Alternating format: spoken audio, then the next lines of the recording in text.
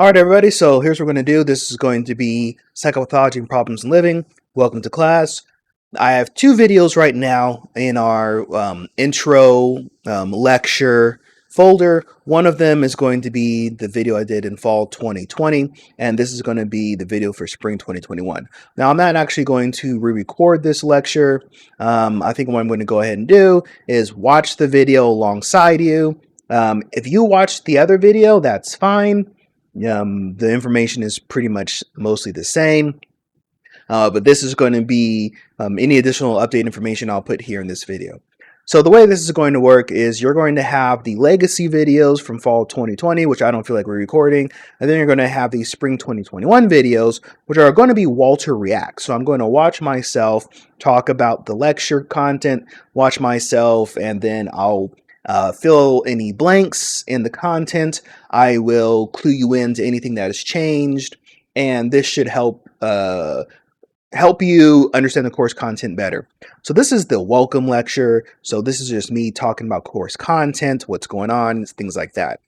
Just so you know, the audio levels in this video are absolutely horrendous.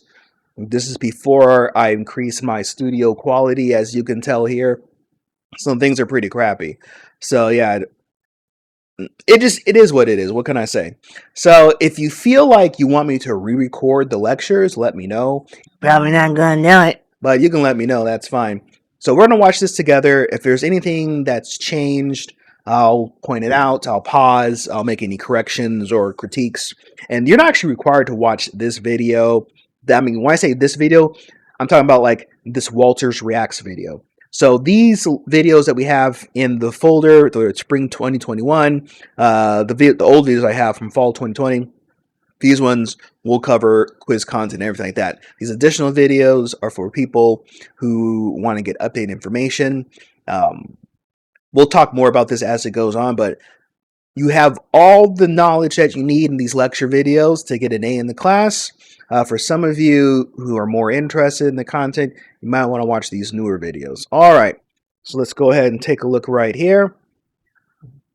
There we go. So we're going to watch this YouTube video.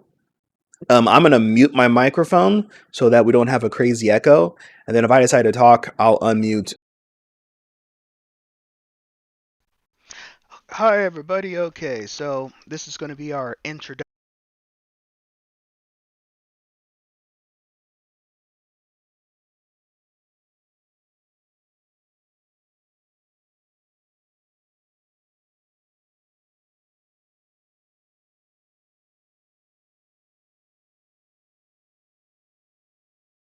Introductory lecture.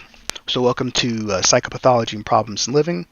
So you obviously are in the right course or you wouldn't be accessing these videos. But if you're not in Psych 238 and this isn't fall 2020 and you're not in sections I or J, maybe you want to go ahead and just like bounce out.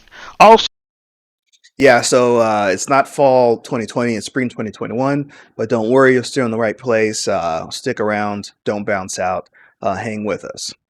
So if you haven't opened up your slides, why don't you go ahead and get those opened up and follow along, just in case my face right here covers up any of your whatever, the information on the screen. Yes, I'm using OBS. This is a streamer setup, as you can tell by the chair and the headset. I'm a gamer. Sorry, it's not super professional. I don't have a 4K camera. That is what it is. All right. So everybody, welcome to the course. So let's go ahead and get started. I want to tell you a little bit about what we're going to be doing today. That way you kind of know what to expect. And feel free to fast forward past any of this stuff if you're not interested. Some people like to know who's teaching them. So just a little heads up, as you can see, I did end up upgrading my camera. I ended up upgrading my lighting. Yeah, things got a little bit better. Look at this. Ooh!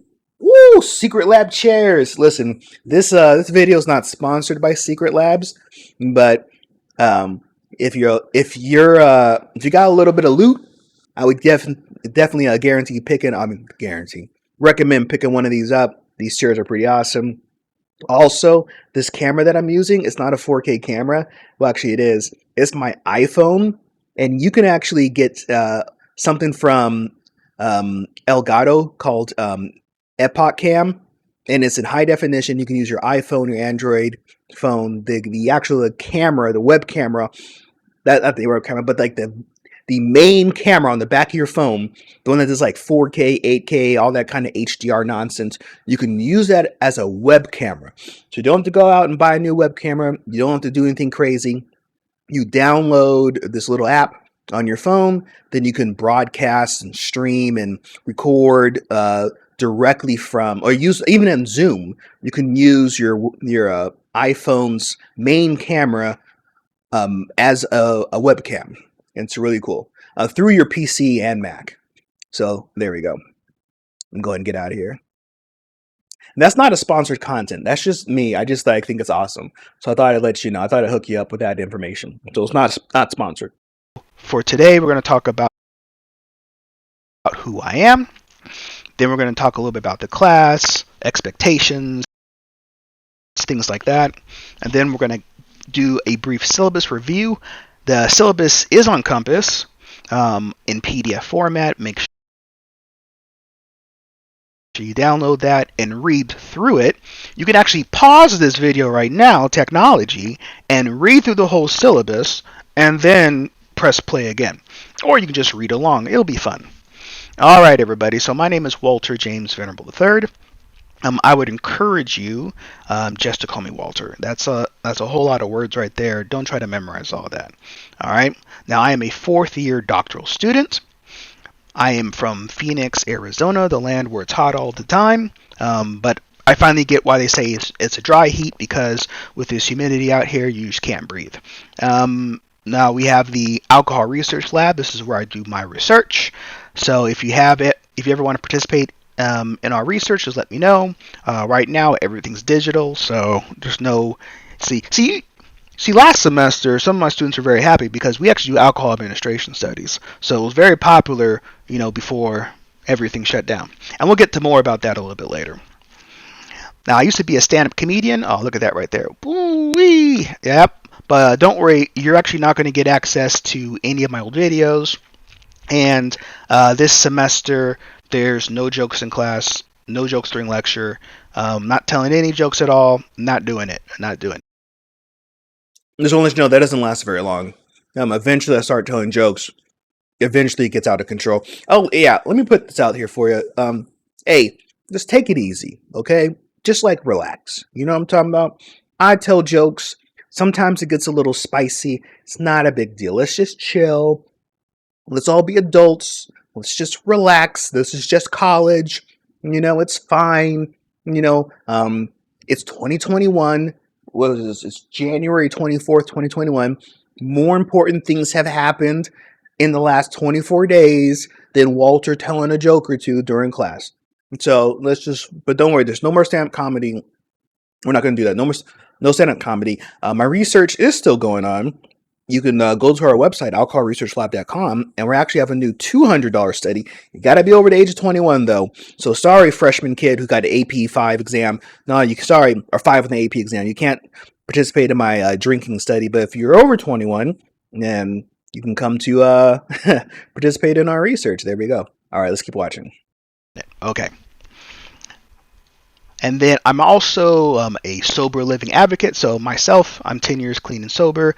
Actually, I'll be 10 years on October 28th, 2020. Depending on when you're watching this video, there's going to be somebody who's going to wait. 10 years sober living. If you're interested in hearing more, just let me know. Just to give you a spoiler alert, I'm not going to be your sponsor, and I'm not going to give you counseling, but we can connect you to resources on campus if you feel like you need some help. There's no shame. There's no shame in admitting you have a drinking or a substance abuse problem.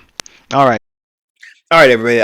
I mean this. I'm not going to be your counselor. I have to say this. Listen, times are tough right now. All right, coronavirus is hitting people. There's a whole bunch of other things going on hitting people. I know times are tough. I'm here to help you, but I cannot give you professional mental help. So mental health, you know what I'm talking about, right? I can't be your counselor. So we do have resources here on campus for both in person and remote. If you are having a hard time, please contact me so I can connect you with those resources. So if this whole situation is causing repeated issues for you, I'm going to ask you to seek out university resources, whether that's the counseling center, McKinley, DRES. I cannot just give you a custom DRES accommodation. If things are really rough for you right now, you need to contact somebody at the university. So at times, I will help you when I can with things like deadlines and due dates. I might help you out there. But if it's one of the things where every due date, and this happens, where every due date, you're asking me for an extension, we're going to have a different conversation. So like if it comes to it, we can adjust some things. That's fine. If every quiz you're asking for an extension, every time there's a reading quiz, every time there's a unit quiz, every time there's a paper due, if you're asking for extensions, we're going to have a problem. So I'm telling you this now so you can think ahead. So think about your current situation. You know where you live, you know who you're living with, you know what's going on, right? So think ahead. Look at the syllabus, look at the calendar of events, and then start to think, okay, am I going to have some issues? And if you're going to have some issues, start contacting me now. Now, outside of DRES accommodations, I'm not required to make adjustments to the schedule or give you extensions. So if you ask me for an extension, I can say no, and I can say yes, So just think about it. I had somebody last semester ask me for 25 extensions. They got 3. And that's because like after the third one, I just stopped. I was like, no.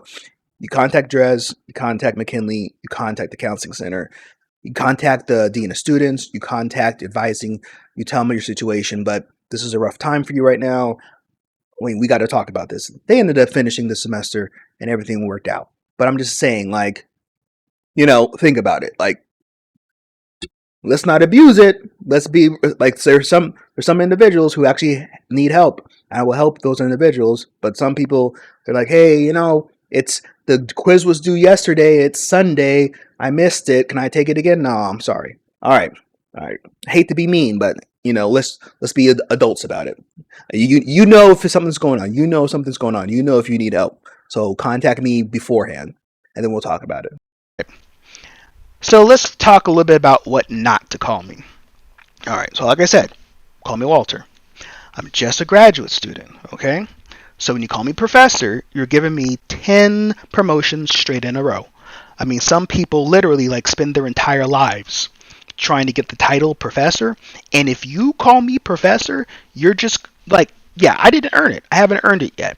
And your other graduate instructors, they might want you to call them professor, but they're not a professor. Do you know what I'm talking about? You see what I'm saying? That's like if you were to call me King of Wakanda. You know what I'm saying? Like, it would make me feel good, but it's not true. It's not a real thing. Okay? So don't call me professor. Also, thank you for calling me doctor. I'm in my 4th year. I know you probably think I can do it and I can make my way through, but I haven't made it through. I haven't done it yet. So please don't call me doctor. I haven't finished internship yet.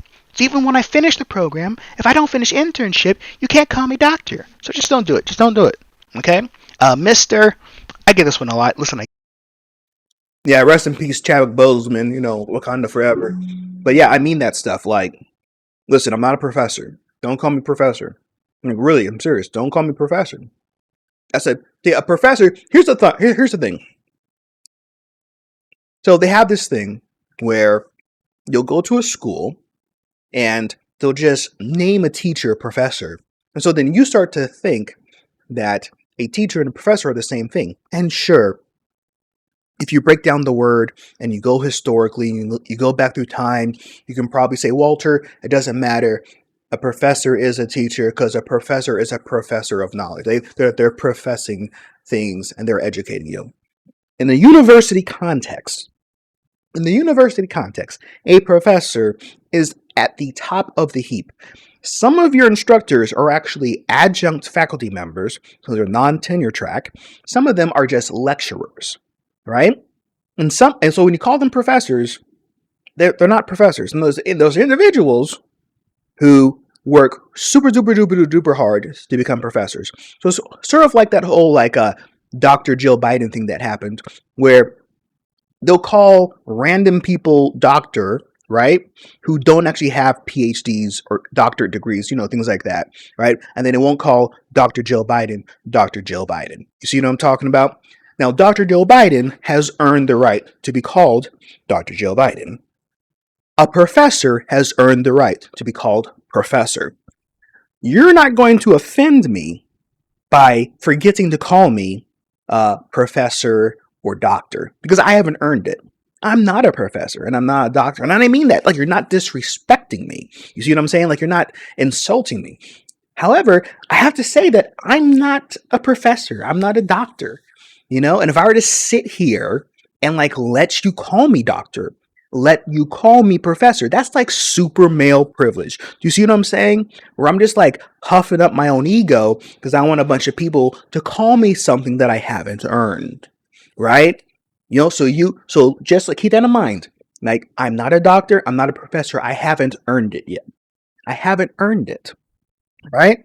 And I don't want to get into like gender norms and patriarchy and all that kind of stuff because then I'll get fired and everybody hates me. All right, so let's get back into watching the video here. Okay. Get it? I got the grays. I'm an older guy. Okay, I understand. You want to call me Mr.? Go ahead. But you don't have to call me Mr. You don't have to call me Mr. Venerable. You didn't have to pronounce my last name. Honestly, I thought my name was Vegetable for a long time, but it's not. It's Venerable. You see what I'm talking about? This is the difference. All right? So just like you can cut all that out. You don't have to. I'm not going to get mad at you. I'm just saying you don't have to do it. Okay? But I know some of you are. Dude. Definitely don't call me dude. Don't call me bro. Don't call me homie. None of that stuff. I'm not your line brother. Do you know what I mean? We're not pledging together. We're not going to be hanging out on the weekends playing Destiny too. Do you know what I'm talking about? So like, don't call me none of that stuff. None of that stuff. Any of those heirloom nicknames. All right? It's not going to work out for you. Just call me Walter. Super simple, super easy. Yeah, everybody can do it. Let's say it together. Walter. Boom. There we go. We're all set. Okay? I'm just a graduate student. Please don't give me no promotions.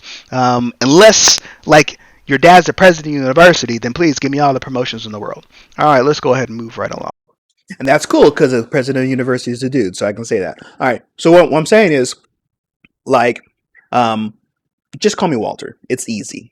I'm Walter. I'm Walter. Walter.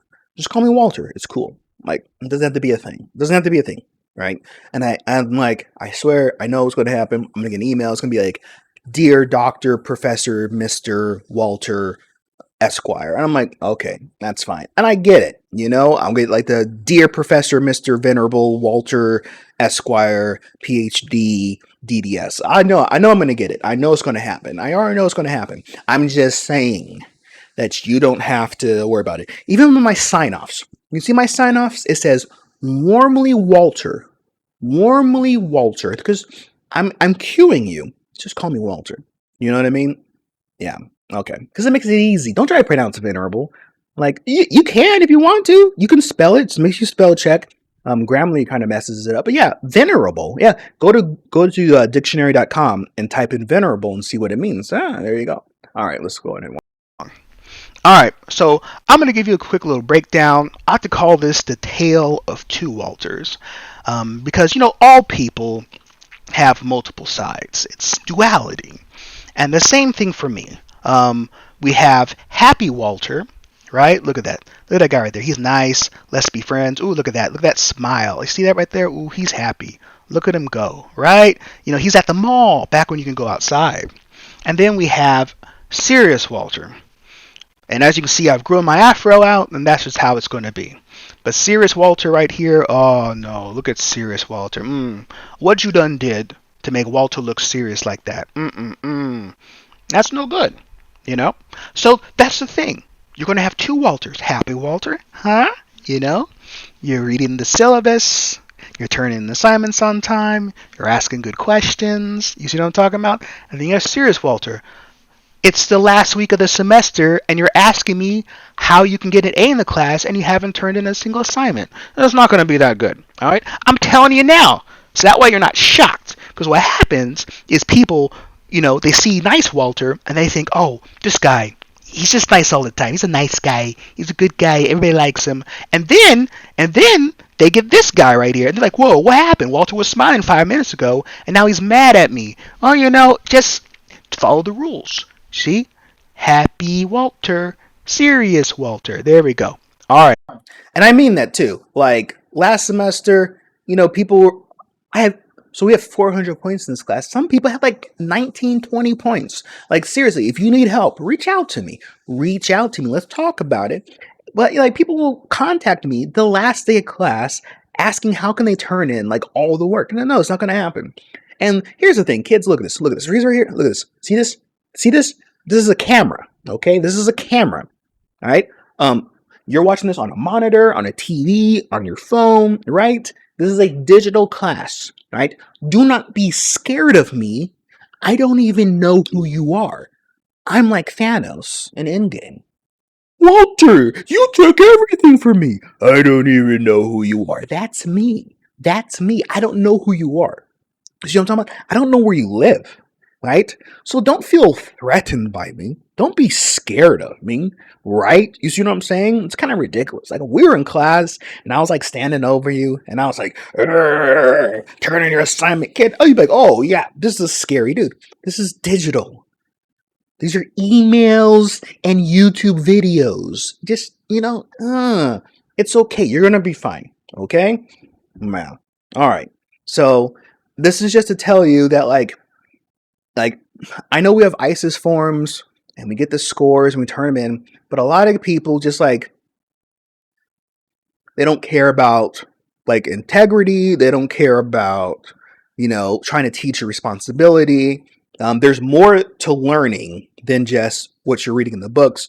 There's also the way to progress into graduate school, and I view this course, unlike Psych 100 or something like that, which is like, oh, hey, do I like psychology or not?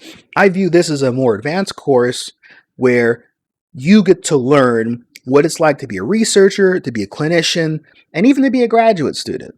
You know, because I know a little bit about being a graduate student. No, I know a little bit. I know a little bit about being a graduate student. Okay, so it's just like, if you need some help, let me know. But read the syllabus. I had people week 15 asking me syllabus questions. It's on the syllabus. It's on the syllabus. And we'll get to this a little bit later. I have another video that I'll post. I'm going to remake it. It's what to do before emailing me, right? Because like, I have people who email me at 3 a.m, asking me questions that are either in the syllabus or on Compass. So I'm trying to push a little bit of that responsibility on you to make sure that you're reading through Compass and you're looking at, the syllabus, right? Now, here's the thing. If you're on Compass, if you're in the syllabus and you're confused, you can say, I read the syllabus and I was trying to figure out this and I was confused. And then I'll just point you out to where you need to go to get that thing, right? But like I'm not going to be your spare brain. It's like, oh, I got a lot of stuff going on. We all got a lot of stuff going on. That's part of the training of being a graduate student, of being a clinician, of being a researcher. We all have a lot going on. We have to figure out how can you, succeed still. All right, let's go ahead and get going. All right, everybody. Let's go to the next slide. Any questions, send me an email. And you should know my email because it's in the syllabus.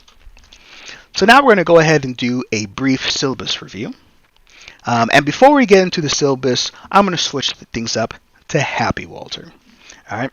And the reason why I want to switch things up to Happy Walter is because I want us to go over, some sensitive topics. Okay.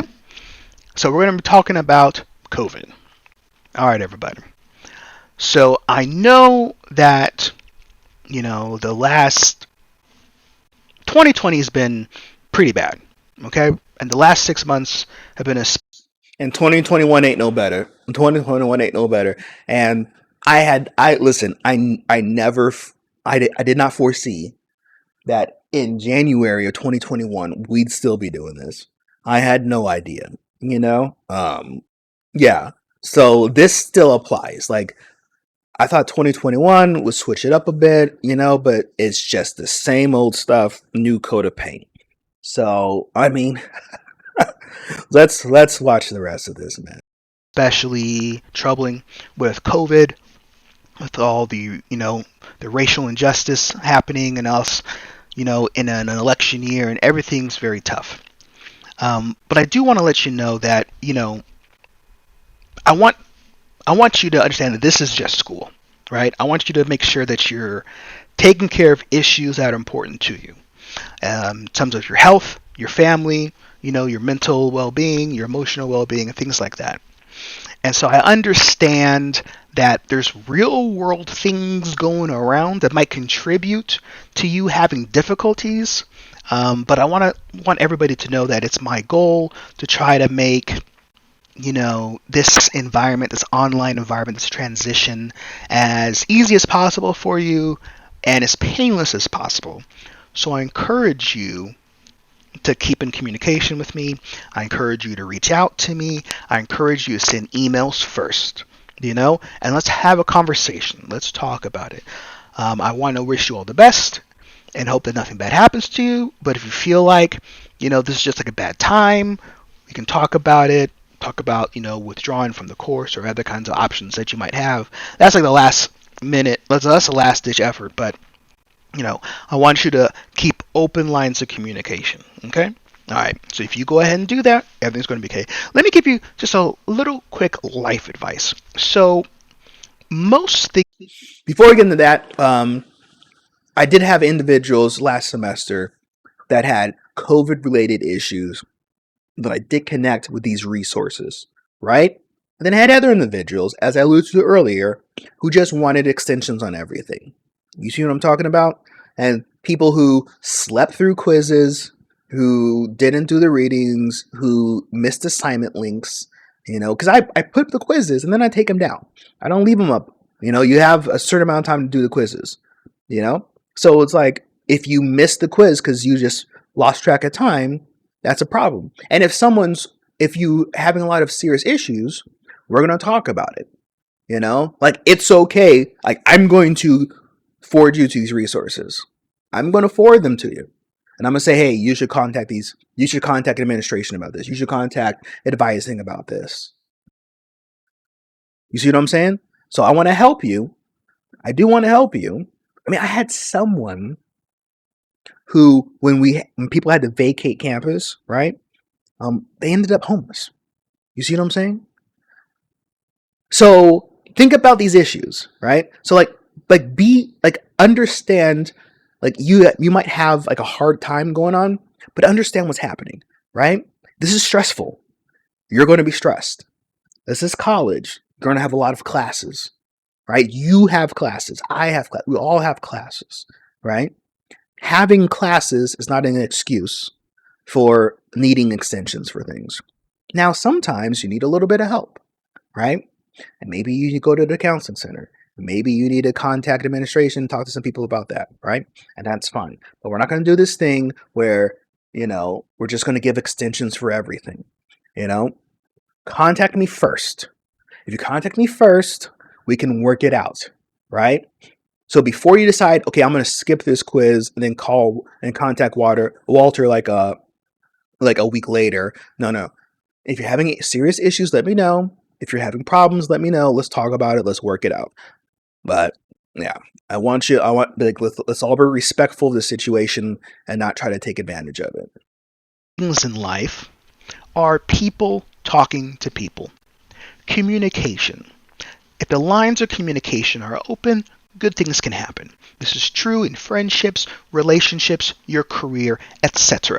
You ever have a bad day and you go to like the DMV, or you call the telemarketer person, or you're getting bad service at a restaurant? It's easy to see people as these monoliths, right? But it's harder to see people as individuals, right? And so when you talk to somebody, when you communicate them person to person, you humanize yourself and you humanize the other person. And then open lines of communication can occur and results can be achieved.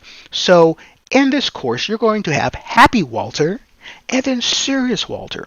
But if you feel like there's a situation where you need to break through that, through communication, that can be done. And you can also avoid Sears Walter altogether by staying in constant contact with me if things do go awry. Now, this is not to say that at the last week of the semester, you can turn in all your assignments and get an A in the class. That's not how this is going to work. This means that there's a test this weekend and something's going on. You need to contact me. If you're always contacting me for the test on the weekend, there's going to be a problem. Okay? So, open lines of communication, everything like that. All right. If you have any questions about that, go ahead and give me an email at wjv3@illinois.edu, and then look, boom, boom, boom, boom, boom, got some COVID resources here for you. This is also in the syllabus, so please open your syllabus and read it. You don't even have to have a printout copy anymore. You can have a PDF. You can copy that in a Word document, whatever you want to do. Okay? All right, everybody. So let's go ahead and move forward, and let's talk a little bit about what is psychopathology. So what I want you to do is pause your video. Don't Google. Pause your video. And then I want you to think, what does psychopathology mean to you? So we're paused right now. We're on pause. Okay. Unpause. All right. So psychopathology is going to be a term which refers to either the study of mental illness, mental illness or distress, or the manifestation of behaviors and experiences which may be indicative of mental illness or psychological impairment. Okay? So those are the things we're going to be talking about in this course. I'm going to stop moving that around. Just pull out your slides. What y'all doing anyways? What you doing? Okay. Now, when it comes to this course, we are going to be focusing on psychopathology and problems in living. And so we're going to learn about psychopathology through video lectures like this one right here. We're going to learn about it through the readings that we're going to have. Then we're going to have some study videos. See, I like study videos. These lectures are cool, but I like to go on YouTube, do a little bit of that search action, and then, pull up some study videos. That's what I enjoy. Okay? And then we're going to have quizzes. Now, these quizzes are like the 6 exams that we have over the semester, but also, iClicker questions are now going to be quizzes online. That's going to be for your attendance. And then we're going to have reading quizzes. So we're going to have the 6 quizzes over the course of the semester. Just to give you a quick heads up, your lowest quiz score drops. So if you skip a quiz, that becomes your lowest quiz score. So now instead of having a 75 or an 80, that's your lowest score, you have a 0 as your lowest score. This happens all the time. Every semester I say this, and I'll say this later in the video, do not casually skip a quiz because you got busy. Just take it. Just take that quiz. If you didn't have time to study for the quiz and you're worried about it, just take it. Who knows? You might do well. But the problem is, later in the semester, the quizzes get a lot harder. And then you're like, oh, Walter, what can I do with my quiz scores? I'm like, well, don't worry about it. Your lowest quiz score drops. Oh, well, I skipped quiz 4. Well, there you go. That's your lowest quiz score. And this happens every semester. And I urge everybody to take all the quizzes, even if you just have to blow through it. Seriously, I can tell if you blew through the quiz. Just take it. Complete the quiz. Just complete it, because the lowest quiz score will drop. Okay, so 5 of them will count towards your final grade. All right, then we have the participation points. So on this video, I say iClicker. They're not iClicker anymore. They're participation points. If you watch the video lectures, you'll get a 5 out of 5. If you don't watch the video lectures, you won't get a 5 out of 5. And it's amazing to me. When you see the first participation quiz, you'll realize what I'm talking about. You should be getting 5 out of 5s on all of them. But it doesn't matter. We'll talk about it a little bit later. But we'll have the participation points. Then we have our reading quizzes. We might have some other things that pop up there. Extra credit, stuff like that. So just keep an eye on Compass. Make sure you're doing all the work. I have a calendar on Compass, so you can check to see what assignments are coming due. It's all on Compass. It's all for you. It's super easy. Don't make it a thing. Use the calendar and put little things in your phone. Get your phone and put a little calendar notification in there. You have technology, use it. To remind yourself, oh yeah, there's a quiz due this week. Okay. You know, we're going to have a lot of quizzes to do, okay? And then we're going to have a writing assignment. This is a 2-part writing assignment. It's in the syllabus. We'll talk more about that a little bit later in the semester. If you're really anxious about the writing assignment, you can send me an email whenever. What's my email address? That's right, wjv3@illinois. Okay, let's talk about this writing assignment real quick. Do not turn it in right now. A bunch of people turned in their writing assignment in like the first week of class, and I read it, and it was terrible, and they didn't do a good job because they didn't follow the instructions. There are people out there who have posted their writing assignments on websites, and there are students who are turning in other people's work, and they get, of course, get flagged for like safe assign and all that kind of stuff, and plagiarism and all that kind of stuff. But it still happens to this day. Last semester, a couple of students posted their papers on these websites. I'm not going to tell you these websites' names. You know these websites' names. Please stop using these websites. I mean, why are you even in college? Like, if you're going to copy somebody else's work, why are you even in college? Like, why are you here? Like, why are you in this course? This is an optional course. Like, you don't have to take this course. And if you are in the clinical concentration and you have to take this course, what are you doing cheating? Like, what are you doing? Drop the course. Take social psychology 101 or something. Get out. What are you doing here? So don't cheat. Also, wait till the last minute to turn in your assignment. Here's what I mean. Over the course of time, people might ask questions. I might then send out emails to people answering a question or giving suggestions based off of whatever somebody had sent me in an email. So if the assignment's due, let's say February, right? It's due like February, whatever. So if the first part of the assignment's due in February, if you finished it now, just hold on to it. Just hold on to it. And then when we get closer to the due date, check your emails, check any kind of additions or changes or suggestions I put on Compass, and then go through, revise your document, and then turn it in. But there are 0 extra credit points for turning your assignment early. I won't even be impressed if you turn in your assignment early. You know, people do that. Like, you go to like English class and you turn in your paper, and they look at the assignment. This isn't due till next Wednesday, and you already turned it in. No, what are you doing? What are you doing? Turn it in.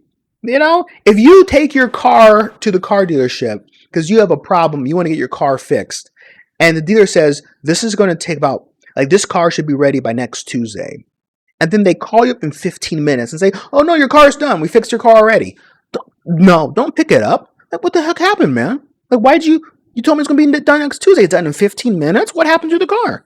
What'd you do? What's wrong with it? You see what I'm saying? Right? If you have to go to like invasive heart surgery, like, you're going to be on the operating table for 12 hours. And then 20 minutes later, like, no, you're good, son. You're like, what happened? What happened to the... Oh, you see what I'm saying? Take your time, put in the effort, put in the work, and then when you're ready, you can turn it in on the due date. Because here's what happens. I get these emails. Hey, Walter, I turned in my paper a couple weeks ago, but now I realize I want to make a change. Can I read? Nah. You see what I'm saying? Wait. I know what you're thinking. Oh, I have a lot of work. I'm taking like 24 credit hours. I got all these classes all online. It's all ridiculous. Okay, that's cool. I get it. I get what you're saying. But just wait. Wait till you have to turn it in, right? And don't turn it in late. Never turn anything in late. But turn it in when it's due. Wait till the last minute and then turn it in. Okay. Edu had to specially request that one. Now I do want to let you know, just because of everything, let me move my head out the way. There we go, look at that. There we go. So all of the content and the order of content in our class is subject to change. So this is going to get into a little bit later what's very important.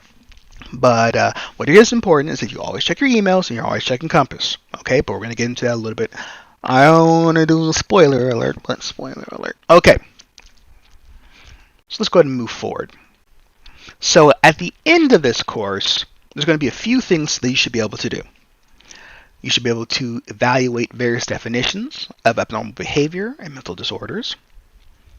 You should be able to examine the spectrum of signs and symptoms related to different expressions of psychopathology. There you go, right down there. There we go, right in the corner. You should be able to identify which populations are more vulnerable to specific psychiatric disorders. and identify risk factors for psychopathology and understand how they confer risk. Ah, look at that. You know what? Listen, there's going to be typos in the presentation, all right? I'm not going to pause the video. Listen, let me tell you something. Being in this course, there are going to be typos in the slides. I'm not going to bust it out, but there are going to be typos in the slides. Look, I didn't even change the justification. I didn't like change the formatting to move it to the side. I just like whatever, dude. Move my head out the way. If you have questions about course content, send me an email. I had a really great email last semester, and I was floored when I got it. It was a good laugh. So somebody emailed me, and they're like, Walter, in the lecture you said this, but in the DSM-5 it says that over here, right? So you said this, DSM-5 says that, right? What am I supposed to believe? They actually said it's like, who am I supposed to believe? I'm like, yo, the DSM-5. Trust the DSM-5. So there might be issues when it comes to the slides. If you're confused, if you feel like you've identified an issue, let me know. If you read something on the slides, but then you read something in DSM-5, right?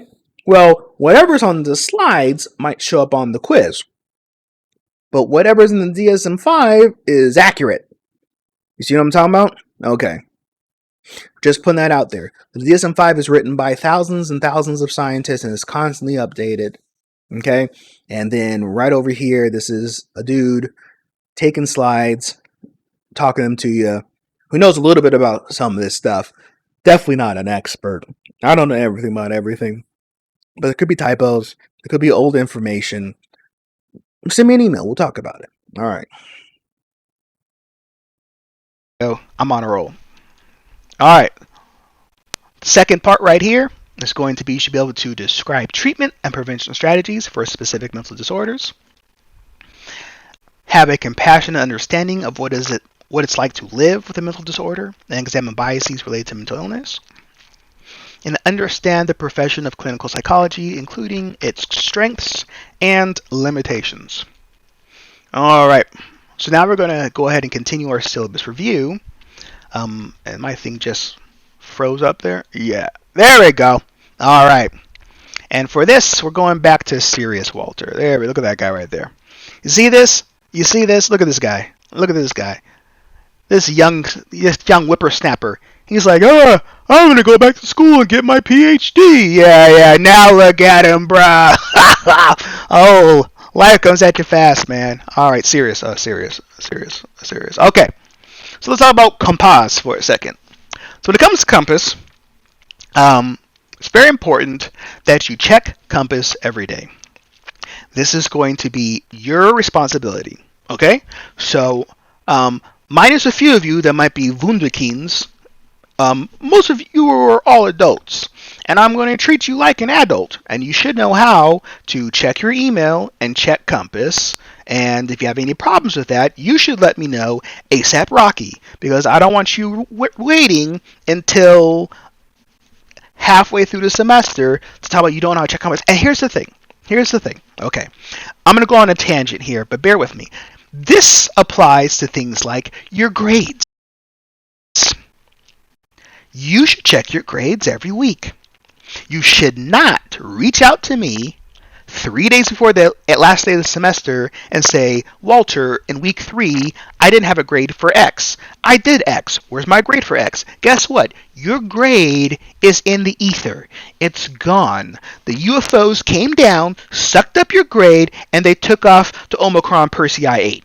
Okay? So what you need to do is check compass all the time. Every day, just log in. Log into Compass. I know it's a lot to do. I know it's really hard to log into Compass on your mobile device or your internet-enabled computer and then check on it. But you should. Stay on top of your grades. If you don't stay on top of your grades, I'm sure not going to stay on top of your grades. I'm going to post them, and if you read them, you read them. If you don't, you don't. And that's just what it is. I'm not going to reach out to you and be like, hey, guess what? We're at the end of the semester. You have a C in the class. Are you sure you turned in everything? I'm going to assume that if you didn't turn it in, you didn't turn in. And this is your warning. This is your warning. You're warning that if you don't turn something in, I'm not going to email you. Okay? So you need to check for yourself. Okay? All right. Now, any questions on that? Send me an email. wjv3@illinois.edu. Alrighty. So now moving forward, let's talk about notes and announcements. Okay? So for your lecture, I'll put slides online, but these slides are going to be incomplete, which means there's going to be information in the lecture that's not present in the slides.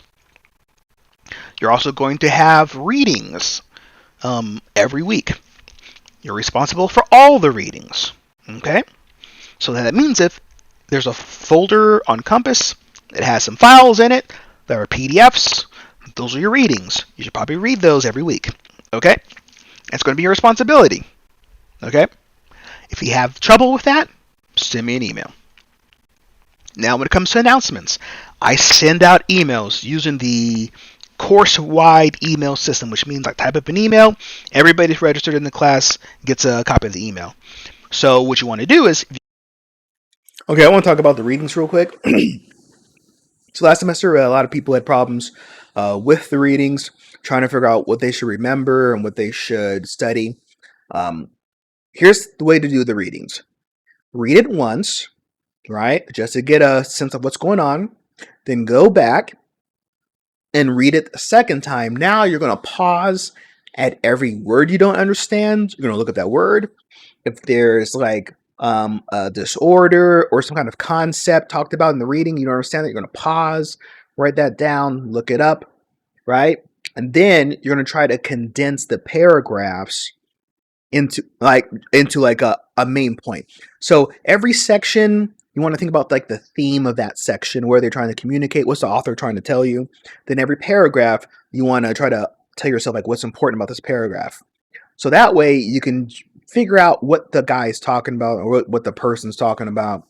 And then you can have like a better understanding of what's happening here, right? So I don't want you to memorize the entire reading word for word. I want you to understand what they're talking about in the reading. I want you to understand the main points. I want you to understand any kind of diagnoses or any kind of concepts that we talked about. Yeah, that's how I want you to approach those readings. Some people had like showed me some of the readings, and like every sentence was highlighted, and then like their notes were longer than the reading, and I don't know how that helps you. So it's not just about working hard; it's also about working smart. So think about that as well. All right, let's get back into this. You get an email from me, you want to like add that to a contact, put that in a different folder or something to where like it doesn't go in your junk folder. Make sure you're receiving my emails. If you're not receiving my emails, you need to let somebody know. Okay, if you're worried you miss an email, just send me an email. Okay, my email is wjv3@illinois.edu. Okay, now I do put messages like announcements on Compass. So if I update the syllabus, or I upload a new study file or something like that, sometimes I'll update Compass. You should check Compass every day. You should just check it every day.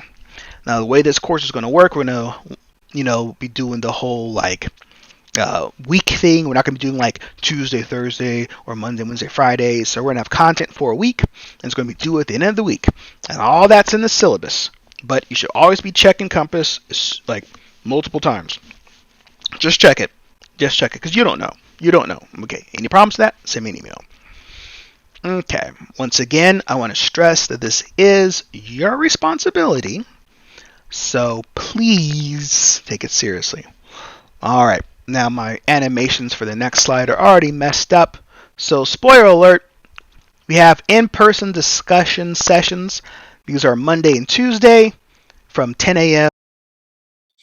All right, so this part right here, we do have in-person discussion sessions, but the times and dates are different. So I would be very careful about checking the updated versions of the syllabus and making sure that you're looking on Compass to see when these get posted. So this is going to be one of those situations where this next section is going to be inaccurate, and you're going to have to check Compass and send me emails. We're not going to have in-person discussion sections until about 3-4 weeks into this semester. Now, I do want to put out there that these are optional. You are not required to show up to these. There is no additional new content being talked about in these discussion sessions. So what I mean is, like, I don't have like a secret lecture that I'm sitting around waiting to talk about in person to try to trick you to showing up. If you need additional help and you feel like sitting in a room and talking to me, socially distanced, wearing a mask, then you can show up to one of these and we can talk about things in person and we can have discussions about it. This is not for us to go over your quiz grades. This is not for us to go over the papers. This is not for us to sit around and pontificate on some kind of random thing that you were thinking about when you were watching Netflix or something. This is where you would show up, you have questions from class, you want to talk about course material, and you feel like an in-person discussion would help you out. This is being offered by the university. So the instructors are going to be different this semester. I'm going to be one of the instructors. There might be other instructors. These are not the dates. I know what's going to happen. Someone's going to zone out and think that these are the dates. These are not the dates. These are not the dates. Okay? We're going to get them all fixed up. So check your email, check Compass, and yeah. To 10:50, that's going to be taught by me. And then Wednesday and Thursday from 5 p.m. to 5:50 p.m. taught by Danny Kang, another one of our student instructors. Okay, these are going to be in-person sessions in psychology, room 142. You must sign up for these online. There are particular social distancing and COVID precautions that are in place, which include you wearing a mask, you sitting in the assigned seat, using hand sanitizer, cleaning off your desk with provided sanitation wipes, making sure that you come in through the door in the back and leave through the door in the front to avoid any kind of issues, making sure that you do sign up for this for contact tracing purposes. Make sure you're signing up for these sessions. Don't just show up and be like, oh, I thought I'd show up. And definitely don't show up without a mask. Okay? And please follow all these guidelines. And let me tell you something. You want to talk about serious Walter. You don't want to meet pandemic Walter. Alright? So you need to go ahead and check all that stuff to the side. Wear a mask. Use hand sanitizer. Wipe your desk down. And that's going to be that conversation. And let me tell you something. I was stupid enough to hop on a plane over the break, and I saw how people wear masks. I saw how people consider social distancing. It's ridiculous. I'm talking about grown adults, still not taking this whole pandemic seriously. I don't want to be a part of that. So if you show up to these in-person discussion sections, I don't care what kind of beliefs you have. You're going to follow the COVID guidelines. And if you refuse to follow the COVID guidelines, I will tell somebody, yes, I will tell on you, and I'll have you barred from showing up to these in-person discussion sections. You won't be able to sign up for them. Okay? So you're going to follow these COVID regulations. So there's a whole COVID committee.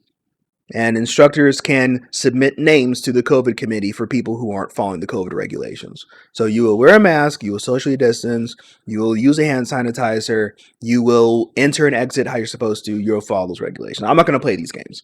I don't care what you read on Breitbart. We're not going to play these games. Okay, so let's go ahead and keep it going. I'm not playing these games. So if you decide to come to in-person session, which is purely optional, there's not going to be anything talked about in the discussion session that isn't covered in lecture. Okay? I mean, I'm going to have office hours, all right? Which I'll send out a little poll to everybody for which office hours work best for you. And then I'll go ahead and...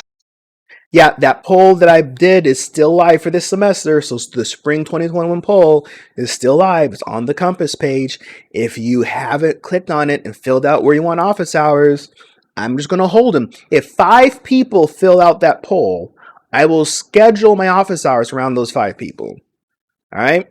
So, let me know when you're available, and that's when I'll schedule my office hours. All right. Cut those up because I'm a nice guy, Walter. But nothing is going to be talked about in these in-person discussion sessions that isn't going to be talked about somewhere else. Okay? All right. And don't do that thing where you send me an email and say, I didn't come to the discussion session. Can you please tell me what we talked about? No. We're not doing that. Sorry. Okay. All right. And I'm not doing that for office hours either. If you want to come to office hours, come to office hours. Don't send me an email and ask me, and this happens. Hey, I didn't come to office hours. Can you tell me what you talked about? No, I don't think so, man. Ain't gonna happen. Hey, I didn't know. I don't think so. I ain't gonna happen. I ain't gonna. No, we're not doing that. We're not doing that. Ask one of your friends. Any questions? Send me an email. All right, let's talk about office hours. So, like I said before, office hours. Well, that says by appointment only. That's actually a different one. There we go. So, office hours are going to be via Zoom only. Okay. Alternate office hours are going to be by appointment only. So, what that means is if you can't make it to the Zoom hours that I have set, we can meet alternatively. But these are only going to be by appointment only. And these are only going to be via Zoom. And you're going to have to set them and cancel within at least 24-hour notice.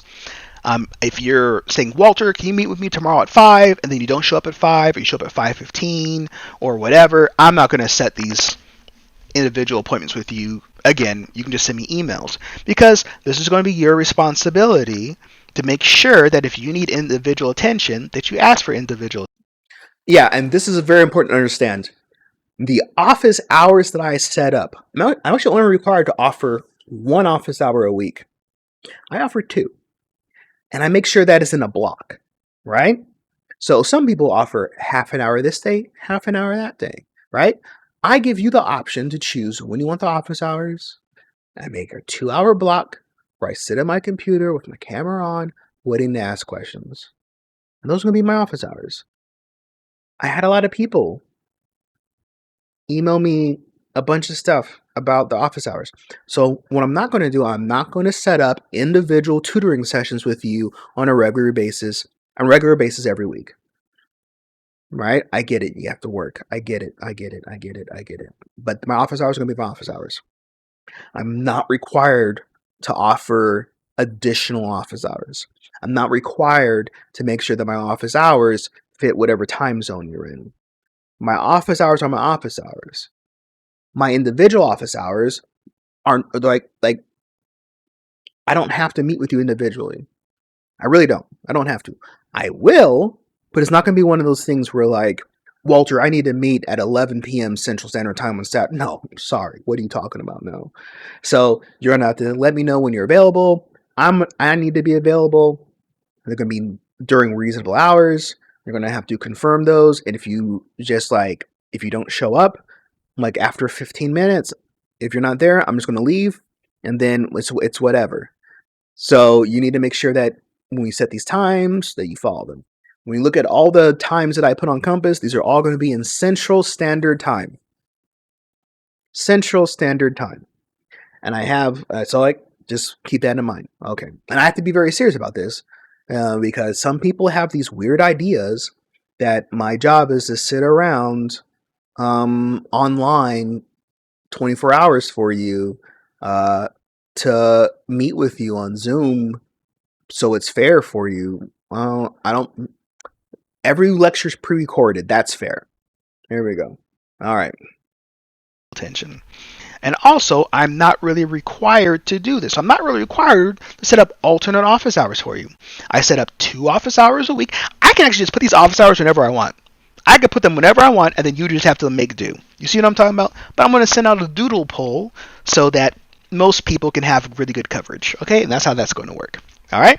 And whatever hour gets the most clicks, that's where my office hours are going to be. But I'm not required to do this. Do not act like I'm required to do this. Do not try to tell me what my job is. Don't do it. Don't do it. Okay. If you need help, just let me know. All right. So let's continue with our syllabus review. And now we're going to move back to Happy Walter, Nice Guy Walter, and Good Guy Walter. All right. Let's talk about conduct within the course.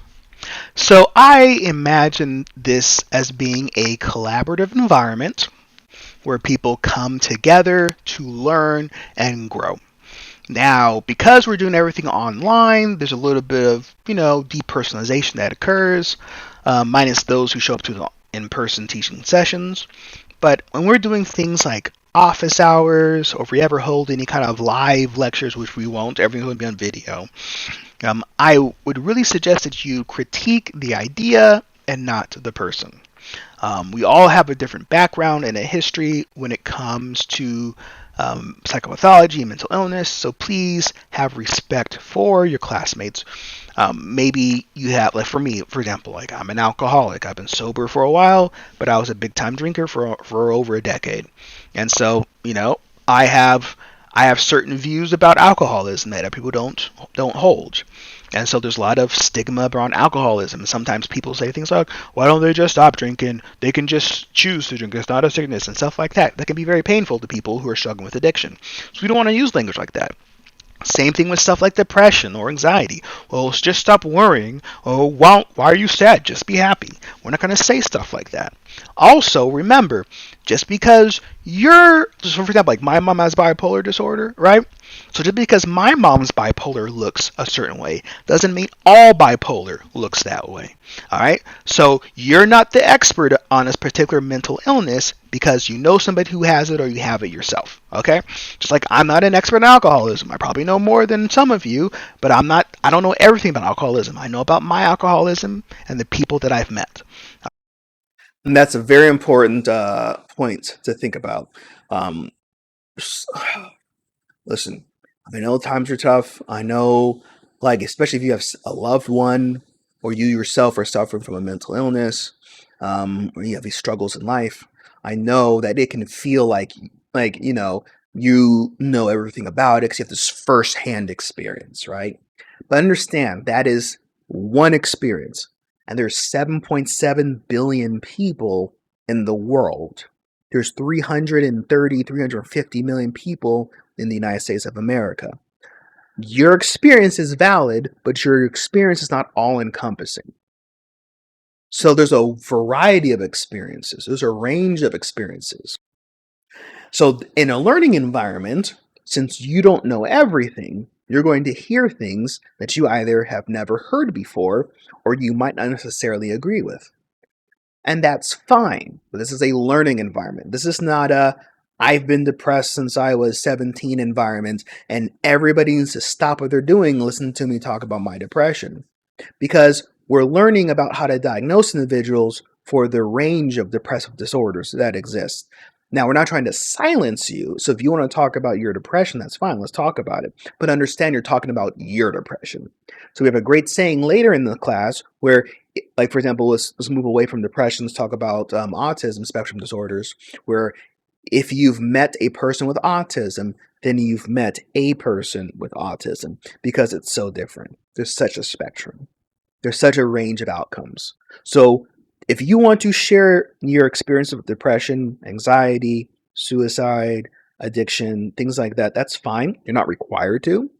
But have some grace and understanding that your experience is your lived experience. And there might be common characteristics between your lived experience and somebody else's lived experience, but your lived experience is your lived experience. And what we're talking about here, we're talking about diagnoses, we're talking about the range of experiences, we're talking about a lot of different things.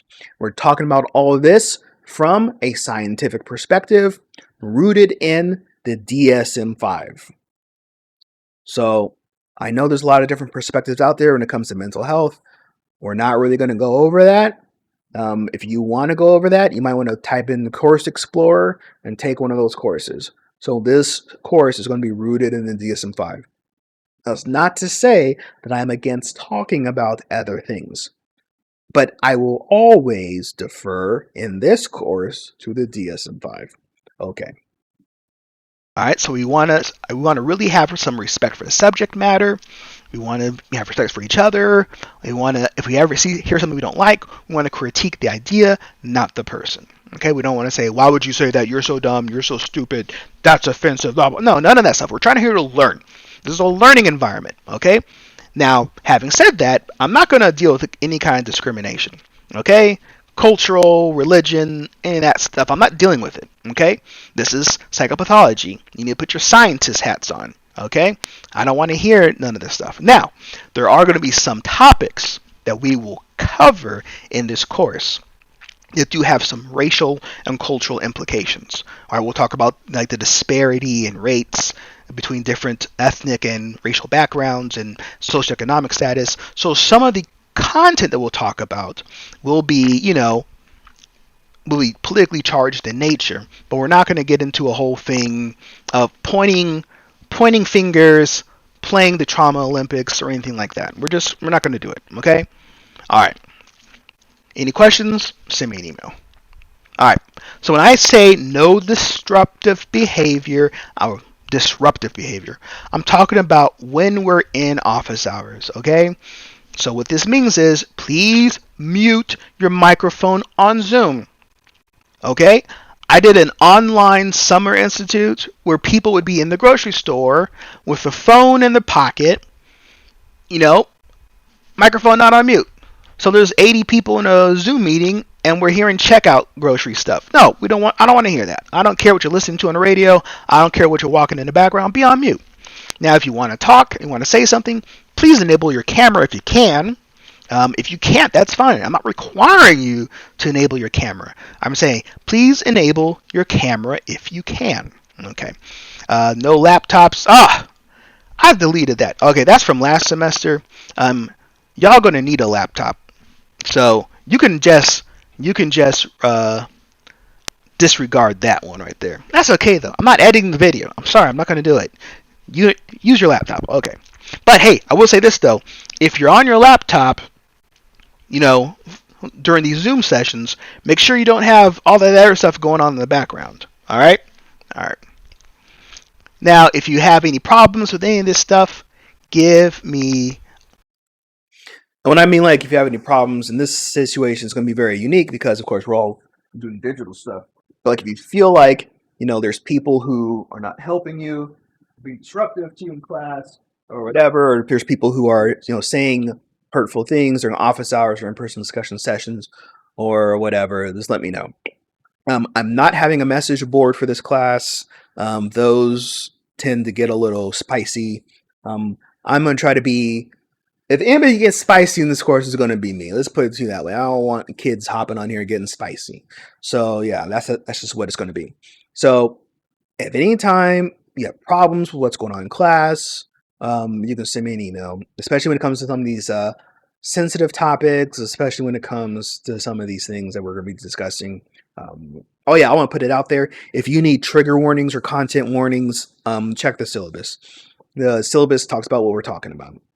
So if you feel like, and look at the syllabus. If you feel like this course content isn't for you, that's fine. There's no shame in that. But we will be talking about hardcore issues in this class from a scientific perspective. An email as soon as you can. All right. So let's talk about academic dishonesty. And this is going to be a brief section here. I'm not going to spend a long time on this, okay?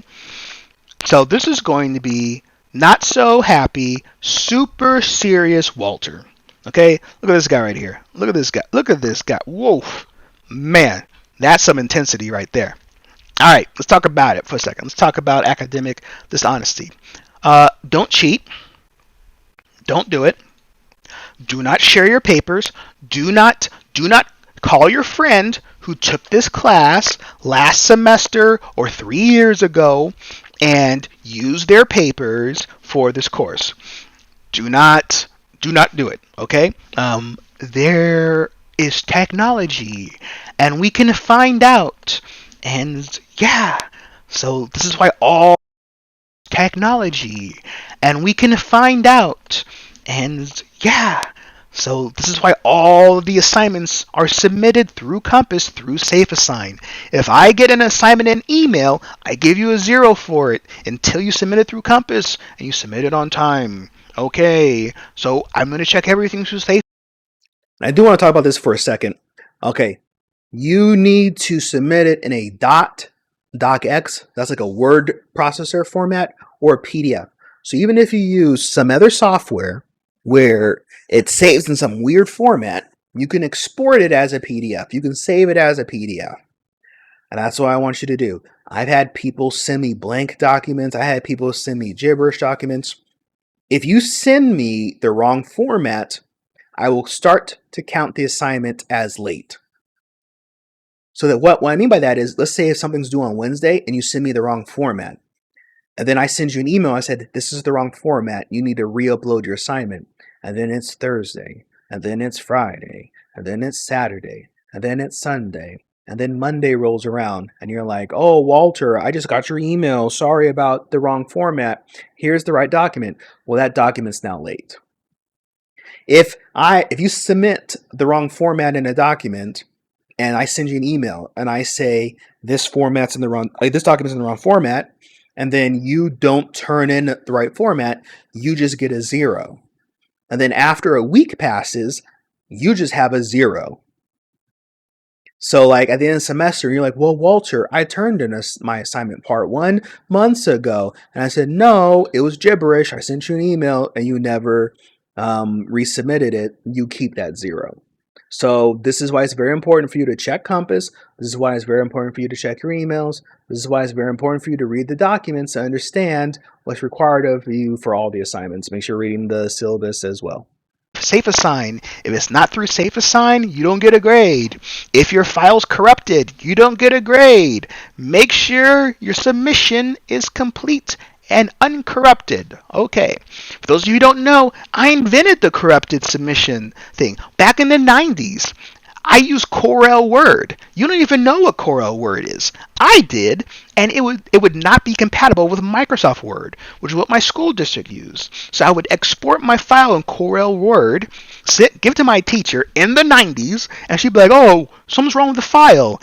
And I would take another one of those little 3.5-inch little floppy disks, and I would give her the right file, the file that I was working on for the extra couple of days until she realized that, blah, blah, blah, blah, blah. Yeah, sorry, Miss Swanson, sorry about that. Okay, that's what I did back in the day, all right? You see what I'm talking about? So you can't trick me. You can't trick me, okay? You see what I'm talking about? All right, boom. So do not take quizzes or tests together. All right, here's the thing. This happens all the time, where people feel like, oh, I'm going to take this quiz with my buddy and put our two heads together and everything will be okay. Okay, listen. This is how this is going to work. We can tell if you're taking the quizzes together. So just don't do it. Okay? Plus, all the quizzes are random. So your quiz and your buddy's quiz, even if you start them at the exact same time, are not going to be the same. Okay? Alright. Also, this is bad. Listen, you're just cheating yourself. If you're just doing this for the grade, drop the class. No, I'm not even joking. If you're just doing this for the grade, drop the class immediately and take something else. You should be taking this course because you're interested in subject matter. If you're not, drop the class. It's okay. I'm not going to judge you. Just drop the class. It's not for you. It's not for you. Don't plagiarize. Using Wikipedia, stuff like that, copy and pasting papers. Copying, pasting quotes. The internet's a big place, but it's not as big as you think. Once again, algorithms. And also, let's talk about this for a second. So this is a course, a psychology course, psychological sciences course. We adhere to the APA 7th requirements when it comes to citations and the kind of guidelines when it comes to references. There is never a reason in this course for you to open quote, insert anything, and close quote. There's no reason. Paraphrase. Learn to paraphrase. This is legitimately college. I had people who turned in papers last semester where they had paragraphs of open quote content in their papers, where like they would start a sentence and I would say, tell me about this. And they would put something on quotations and put it in the assignment. It's like, what are you doing? This is literally college, and you're not paraphrasing. Like, no, paraphrase. Now, in your English class, whatever. In your AP Psych class, whatever. In your art class, whatever. In this course, you will not open quote, close quote. There's never a reason for you to do that. You can paraphrase what the person said and put a citation at the end of the sentence. And if your whole paper is just citations, you're not doing it right. So we can talk about that later. We talk about the assignment, but never, ever, ever turn in direct quotes. I don't like direct quotes. Why? What are you doing? How much work does it take for you to copy and paste something and put quotations around it? You think that's effort? No. I'm going to give you 0 points for that. So put some effort into it. Put some effort into it. If you type it in a paper, we can find it anywhere on the internet. You know how you do Control F? Well, there's algorithms that do that automatically. So how, okay? And also, they can even detect it if you just reword something. Oh man! If you're going to reference a source, you need to make sure you put in a citation. Okay? And stop people with these direct quotes. You know what? We'll get into this a little bit later, but if you're putting a whole paragraph in direct quotes, get out of psychology and go to the English department, and you can just do that. Okay. Now, I did not know. It's not an excuse. Listen, some people get away with this far too long. What do you mean? I didn't know that was against the rules. Self-plagiarizing, that's against the rules. Plagiarizing as the people, against the rules. Copying and pasting, against the rules. A lot of things are against the rules. It's going to be your responsibility to acquaint yourself with university policies. It's not my job to make sure you understand university policies. That's your job. You're an adult now. All right. So do not use or distribute answer keys. I don't have any answer keys, but if someone comes to you and they're like, hey, go to this Reddit page, go to this dark web thing, look at this paper that I have, and it's like some kind of answer key, don't use that. And also, people have started to share pictures of test questions and all sorts of things on like messaging apps. So there's actually a Reddit post that I went to where I clicked on it and it connects you to a Discord server, a GroupMe. So me and the other instructors went to that server and we're looking at the names of the students because these kids had like their regular names and it's just like they're sharing answers. Like some of my prior students when they're sharing answers. That's not good. You don't wanna be that person. Or maybe you do. Maybe you're just like low quality. Who knows? Don't share questions. Don't share answers. Like honestly. If you like say like if you don't want to take this class, don't take it. There's no reason to. Don't use that because it's probably not accurate. And if it is accurate, once again, you're just hurting yourself. All right? Don't do this for the grade. Do this because you want like the material. I have no problem. Listen, I have no problem people dropping in class. It's fine. Okay. Don't go to Reddit. We talked about this. Reddit's a bad place. It's fun for some things, but don't go there to learn. Just don't do it. Don't use Wikipedia. Self-explanatory. So I'm going to go ahead and pursue all forms of cheating. I'm going to show up at all the meetings. Why? Because all the meetings are on Zoom. So I don't even have to do anything. I can just sit here and be present at all the meetings. And I will show up to all those meetings because that's just how I roll. All right? Make sure that you understand I'm going to follow up on every case.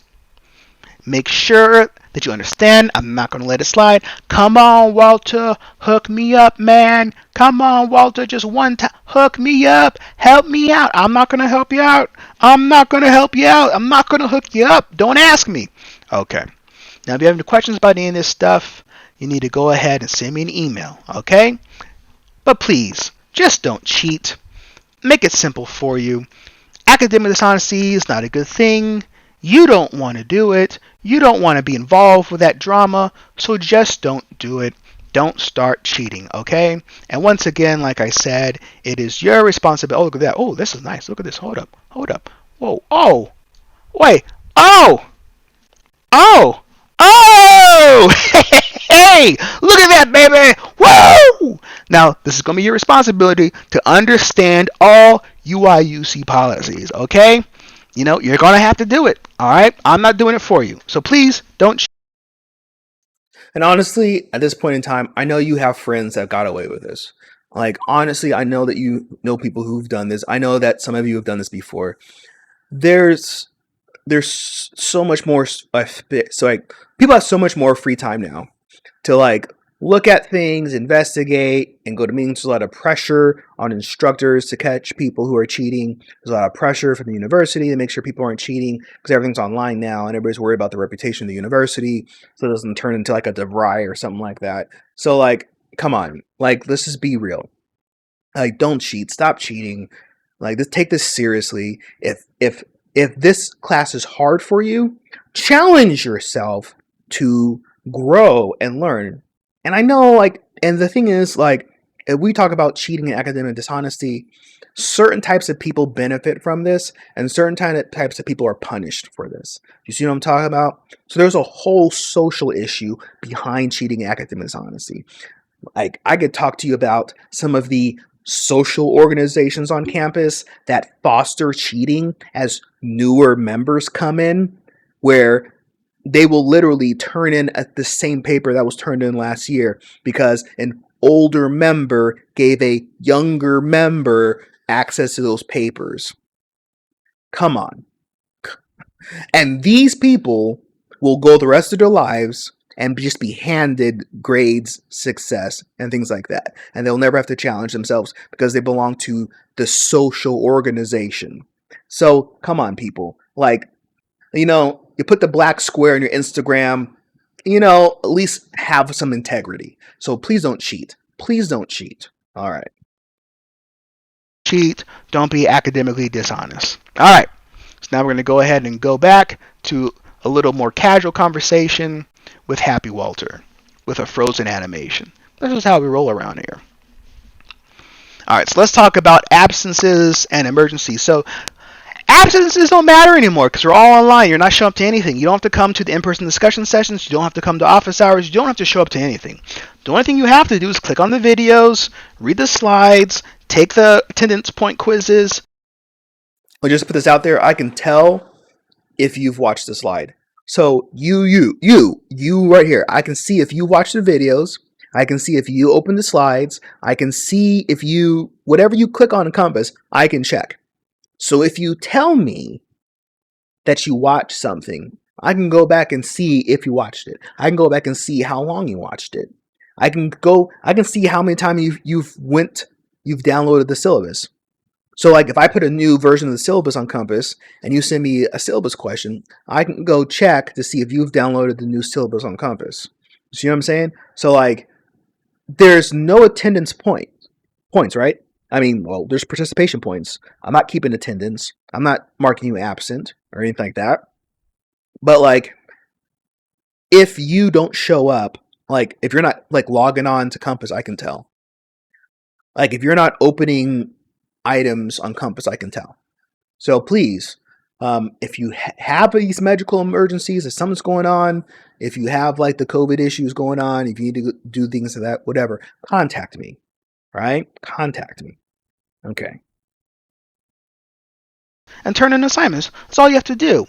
But if something happens where, you know, there's something about or something going on in your life where you feel like it's getting in the way of your education or your ability to turn in assignments, please contact me as soon as possible.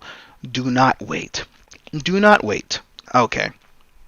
Any questions about that? Send me an email, ww3@illinois.edu. Alrighty. So, a lot of people ask, can you take the course for honors credit? Let's see what Dr. Evil has to say. Oh, I guess you can't. So there we go. That's the end of that. I love GIFs. GIFs, don't judge me. All right. So let's talk about the course itself. How we earn points. All right. So we have participation. This is going to be through online quizzes, which are going to be called iClicker quizzes, because we used to have iClickers, but now we don't. So in lieu of iClickers, you're going to have these participation quizzes I'm going to post online, and you'll need to complete those each week. Alrighty. Then you're going to have pre-discussion questions. All right, those due dates are going to be listed in your syllabus. Make sure you turn them in on time. Make sure you're reading your syllabus. You're going to have an assignment, which is 2 parts. One is 30 points, the other is 70 points. That's due in the middle semester and the end of the semester. Make sure you read your syllabus for more information on that. You have your quizzes. So you have 6 quizzes, right? And they're 40 points each. And you're saying to yourself, but Walter, that don't add up to 200. And you's right. So your lowest quiz score is dropped at the end of the semester. So you take all 6 quizzes, the one you do the worst on gets dropped, and so then instead of a total of 240, there's a total of 200. Okay, so then you'll get, that's the grade you're going to get. So your 5 highest quizzes are going to be graded. Now, if you miss a quiz, that's a 0, and if you get a 0, then that's your lowest quiz grade. If you get a 0, that's the lowest quiz. I don't know how else to tell it to you. 0 is a low grade, and I will put 0 in the grade book, and then you'll get a 0 for that quiz. So even if the next quiz above that, you got a 50%, that 50% still counts towards your final grade because you have a 0. So there's no upside to skipping quizzes. Take all the quizzes. Take all the quizzes, even if you're not ready for it. By sheer luck, you might be able to get a decent score. Definitely better than a 0. So please, don't play this game. Listen, I know I said this earlier in the video, but I mean it. I mean it. I mean it. Do not skip quizzes. Do not skip reading questions. Do not skip the participation points. Don't skip anything. Don't skip these assignments. Take them. Take them. Trust me. Trust me. Take them. Take them. I'll give you plenty of time. You have a 48-hour window to take a 20-minute quiz. Take it. Find 20 minutes. I know you're busy. I know you're busy. And you're not so busy to where you don't have 20 minutes. Sorry, you're never going to convince me that you're so busy you don't have 20 minutes. You're never going to convince me of that. If you need help, let me know. We can do some readjustments. You're not going to convince me you're too busy for 20 minutes. So you get a 48-hour window to take a 20-minute quiz. Take that quiz. Take the quiz. Just take it. Take the quiz. Don't skip it. I will put a 0 in the grade book, and that'll be your thing. And don't even if you're like, oh, like this always happens. It's right around quiz 5, quiz 6. That's when people start saying, what about it? No, wait, well, you skipped quiz 1. You skipped quiz 2. You skipped one of these quizzes. And now you're worried about these last 2 quizzes, and, it's not going to happen. So, all right, put that out there. Turn in the quizzes. A 0 is your lowest score. Listen, the only reason why I say this because this confuses people every year. It's like, I was like, what? What do you mean a 0? Oh man, math. You know what? Remember when they told you in first grade you're gonna have to know, math? They meant it. Okay. Now there are 400 points total. All right. So here we go. This is going to be a little breakout right here. There we go, of all the points that you earn. Listen, just play it right here. Look, pause. Just pause and read this. It's in the syllabus. You should have the syllabus with you. It's in the slideshow. Read the slides. I'm getting bored now, so I'm going to skip past this, okay? All right. Then we have the grades. All right, so this is the grades, all right? This is how it breaks down. If you're on the bubble, tough luck, all right? So if you want to get an A, there's... And when I say on the bubble, I mean it. Listen, I had somebody email me and then hop on the Zoom with me and start crying about a 5-point participation quiz because they got a 4 out of 5, and they're trying to convince me that they were on the bubble. The person finished the course with an A. What are you talking about? Never tell me you're on the bubble. Never come to me about 1 point. Like it's too late. It's a point. You should have studied harder. Like, also, I believe a C right here. You see right here where it says C, right? A C is a standard grade. A C is a degree. If you get a C in this class, congratulations, you have credit for it. I even heard someone told me that this university gives credit for D's. That's ridiculous. But hey, apparently that happens here. So if you have a C, you get a degree. You can graduate with a 2.0 GPA. That's what you deserve, right? That's what you deserve. You earn a B. You earn an A. You do not receive them because you went on Course Explorer and said the average grade was a B+. You do not receive them because your friend told you that, this class was easy. You don't receive it because I usually get A's. I get this all the time. I typically get A's. Okay, who cares? I don't care. I don't care if you typically get A's. Are you studying? Are you reading the material? Now, it's different if you're like, Walter, I'm getting a bad grade in this class. I want to improve my grade. What kind of study tips and tricks can you do to help me increase my grade? That's fine. When you tell me I usually get A's, I should be getting a higher grade in this class. No, whatever grade is in the grade book, that's the grade you've earned in this class. So if you need help increasing your grade, let me know. But understand that whatever grade you have in the course is the grade that you've earned in this course. And that's the grade you will receive in this course. So please, when it comes to grades, I don't care about 1 point. Okay? And we'll get to that in a second, why I don't care about 1 point. No A plus in this class, this is what you need. All right, there we go. You see that? Okay, watch this. Pause. Ooh, there we go. All right, you're fine. All right, that's good. Let's talk about this. Let's talk about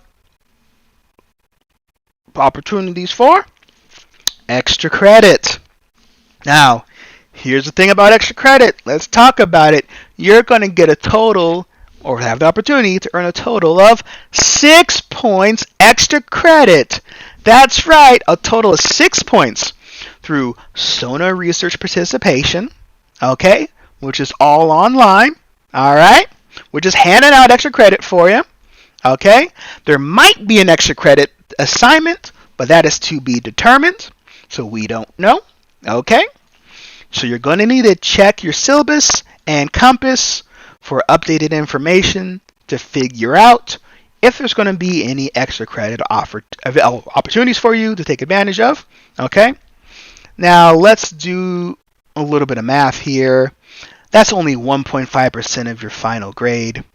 So really, when you think about it, like, are you going to be earning, like, are you going to be saving your grade? Yes, this is a good point here. This is why I don't care about being on the bubble, because you have extra credit. I don't care about 1 point, because you have 6 points of extra credit. And if you've done the extra credit and you're still in the bubble, it is what it is. So if you feel like you don't want to, it's like, if you don't do the extra credit, that's on you. It's extra credit. And every semester, we usually have 2 or 3 extra credit opportunities. One of them is always SONA system. There's usually some kind of grad panel, which now is easy to show up to because it's online. And usually there's some kind of paper at the end of the semester. Not trying to say we're going to do that this semester. We might do it. All right. So you're going to have all these extra credit points, 6 of them. So think about it. A participation quiz is 5 points, right? So, I mean, if you don't do well on one of those, whatever. But the participation quizzes, you have like 75, you have the opportunity to earn 75 points. Right? So you could literally get like 3 out of 5s on all of them and still get max points. So don't ever get so wrapped up in your grade. And listen, this is like, you're an adult now. I know your parents give you a lot of pressure. I know people put a lot of pressure on you to get A pluses in the hundreds. Listen, that's not sustainable. You don't need an A plus. You don't need 100, okay? If you stub your toe on a quiz, move forward. If you stub your toe on an assignment, move forward. If you spend all this time getting stuck about 1 point, you're going to have a rough time. And this happens enough where I feel like I need to say this. It's a point. It's a point. You'll be fine. You don't need to be startled. You don't need to be shocked. You don't need to be like every semester. I have a good number of people who are shocked and startled at their grade. You shouldn't be shocked and startled. Your grade should make complete sense to you when you see it. All right. Please do the extra credit. Oh, yeah. And if you're, do the extra credit. Everybody should be doing extra credit. Just do the extra credit. If this is extra credit, probably not. Maybe if you're on the bubble, maybe it'll help you out. But don't be stubbing your toe on all these assignments thinking that at the end of the semester, you're going to, take that extra credit assignment and then save your grade. And also, don't do that thing where it's the last week of the semester and then you're like, oh, is there anything I can do to raise my grade? And there is something you could do. Okay? You could open an Einstein-Rosen bridge, go back in time, and then study and get a better grade to begin with, right? But, I don't know. I'm watching this TV show called Dark on Netflix. There's a lot of time travel in there, but I don't have a 1982 DeLorean. Yeah, Dark is a really good show. Dark is good, so y'all should check it out on Netflix. We're not sponsored by Dark, but yeah. I don't have a flux capacitor. I can't go back in time. So the only thing I can say to you is you need to take every assignment seriously. If you know who you are. If you know you're the kind of person who always tearfully asks for more points in the semester, start studying now. Okay? Because I will sit there, and it's super easy now on Zoom. I'll just look at the screen and I'll be like, sorry, I ain't got nothing for you. You know what I'm talking about? So that's on you, okay? All right. Any questions? Send me an email. So now that I said all that, let's talk about my goals for this semester. Number 1, learning knowledge. Okay? I don't want to just give you facts and figures and have you memorize them. I want you to learn how to teach yourself. So this is going to be very important. Okay? I don't believe in this whole memorization thing. All right? I want you to know how to teach yourself. You're going to have a link to the online version of the DSM-5. Make sure you register your university library account. That way you can access it. I want you to learn how to read it, to look for symptoms. Okay? I want you to learn how to do differential diagnoses. Why would you have us do that, Walter? Because we don't have a textbook. And this is really a clinical psychology class. And if you're interested in being a researcher or a clinician, you should be familiar with the DSM-5. So that's what I want you to do. I want you to learn how to use the DSM-5. And, Walter, this is a 200 level course. Exactly. But you're not a 200 level person. You see what I'm talking about? Okay, aim high. Also, I want you to grow as individuals. And I mean that too.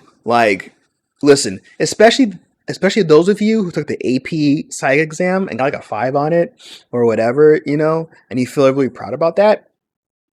I'm going to hold you to a high standard. I'm going to hold all of you to a high standard. This is a high standard class. So think about that. I'm not going to make it easy for you. I'm not going to be rude or mean or whatever, but you need to step it up. I will tell you to your face, well, not to your face because this is on Zoom now, that this is college. Welcome to college. Welcome to college. So whatever you did in high school, you need to step it up a notch. All right? If you're not a freshman anymore, you need to step it up a notch. Even if you're a freshman, this is your second semester, and you step it up a notch. Right? I'm here to help you. I'm here to support you. I'm here to help you grow as a person. But you have to grow. You can't just stay the same. You have to grow and progress. Okay. Especially if you're I want to go to medical school, I want to go to graduate school, Yeah. This course is tough, but it's nothing compared to graduate school. Individuals. I want to grow as an individual constantly. You want to grow as an individual. You always want to be learning and challenging yourself. I don't care if you got a 5 on the AP exam. You don't know it all. I took psych in high school. I got a 5 on AP. So what? If you stop learning, that's all for nothing. Okay? So hard work and dedication beats out talent all day. So if you're super smart and whatever, if you know everything, why are you in college? Just drop out of college and go solve the world if you know everything. You don't know everything. You want to learn more, so please learn. All right? And also remember this. Whoever's at home, whoever's at your dorm, whoever's at your sorority fraternity house, they don't know everything either. Okay? So please learn. Please learn. Please challenge yourself and push yourself to be better than everybody else. And I don't know everything. I don't know everything about psychology. I don't. I don't have all the answers. So be better than me. If I don't have the answer, look it up yourself. Maybe I'll look it up. We'll see what happens. All right? All right. But what I'm saying is challenge yourself, push yourself, grow. You can be better than me. A lot of you already are. You don't even realize it when it comes to learning. Now, let's talk about support.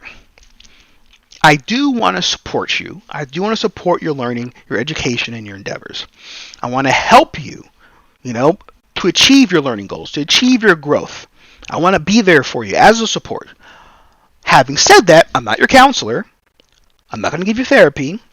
I'm not one of your parental units, so I'm not going to raise you. You see what I'm talking about? But if you have questions, if you need help, I will help you. I will be there to support you. Understand, I have about 100 students, okay? You know what I'm talking about? So it's not going to be one of those things. I know some of y'all went to these nice little fancy schools with like 14 kids in a classroom. It ain't like that around here. So you're going to have to advocate for yourself. If you need help, you need to ask for it. If you don't want to ask me, you can ask somebody else. But if you need help, you need to ask for it. But I want to be there to help you and support you. And I also want to help prepare you for the future. What I mean by this? Well, things are really uncertain right now. We're in the middle of a pandemic. You don't know what you're going to do. You don't know what about grad school? What about jobs? What about this? What about psychology? What's going on? Everything's very uncertain right now. So, in addition to everything else going on in the world, you just got to figure out what you're going to do with your life. So, I've been through life for a little bit. I got some experience. I'm twice some of y'all's age. So, if you need some help, need some direction, I can help you out. I can point you in the right direction. I can give you some connections to resources so you can better yourself. But this is very important that you think about your future. My dream about this course, the way I envisioned it, is to challenge people to think like clinicians, to help them know if this is a career choice for them. People love A's. And somebody told me that this course was an easy A. And I was like, not on my watch, player. You know what I'm saying? So some people went online to some Reddit post or some website, and somebody told them the average grade is like a B+. Let me tell you something. Let me tell you my philosophy. It's soapbox time. Watch this. Soapbox time. All right, here's what I believe. I believe that a C is a degree. A C is an average grade. That's an average grade. A C. That's a 70%. No, 73 to 75%. Or 76, whatever. It's a C. It's in mid-range. This is a 75. 75%. That's a C. All right? So that's a degree. So when you talk to me about, I want to blah, blah, blah, I'm thinking, hey, C is a degree. All right? That's what I'm thinking. So what I want you to do, I want you to take this course as seriously as you can. All right. I want you to ask questions. I want you to think about if you actually want to, do this for a living. I want you to work hard, read the DSM-5, ask for help, work with each other. Come to office hours and try to swap information with your classmates. Do that. That's something that you can do to help you learn. So like I would definitely encourage you to connect with each other, to make friends, in a non-creepy way, and make study groups. I encourage you to come to office hours. I encourage you to send me emails. I encourage you to get involved, read the DSM-5, scholarly papers, engage with the material, see which of these sections you like, look ahead in the syllabus, see what's coming up, like educate yourself, okay? And that's going to be important for university work, because at this point, as a grad student, I just teach myself and figure out what I need to learn. You know what I'm talking about? It's kind of hard. All right. So any questions on that? Send me an email. All right. So right here, we're going to talk about the level 99 in-game boss. And that is going to be my supervisor, the supervisor for Psych 238, Dr. Thomas Richard Quapple, PhD. You can call him Professor if you want to. If you want to call somebody Professor, you can go ahead and email this dude right here. You can email him, and you can call him Professor all day. I'm sure he'll like that. You know what I'm talking about? But don't call me Professor. You can call him Professor, Doctor, all that good stuff. All right. Now, he's the supervisor of all the instructors. There's like 6 of us this year. So you can email him right here. His email it should be in the syllabus. If it's not, I'll update that for you. But right here, you don't have to ask me permission to email him. You can just email him, and you can just say, hey, I'm in Walter's class, and I don't like him. He's a weirdo. He's not doing his job well, blah, blah, blah. You can do that. You can email him. You don't have to let me know. You don't have to talk to me about it. You don't need my permission to do it. You can do it whenever you want to. All right? So it's been about 50 minutes. That's good enough for an intro lecture to me. So if you have any questions about the course or whatever, send me an email, wjv3@illinois.edu. Whatever you want to do. If you feel like you made a terrible mistake, then go and drop the course. There's no problem. Take it again later. Or just don't take it again. It's fine. Please read the syllabus. Please watch all the videos. Please do all the readings. Please take all the quizzes. And I'll talk to you later. All right, peace.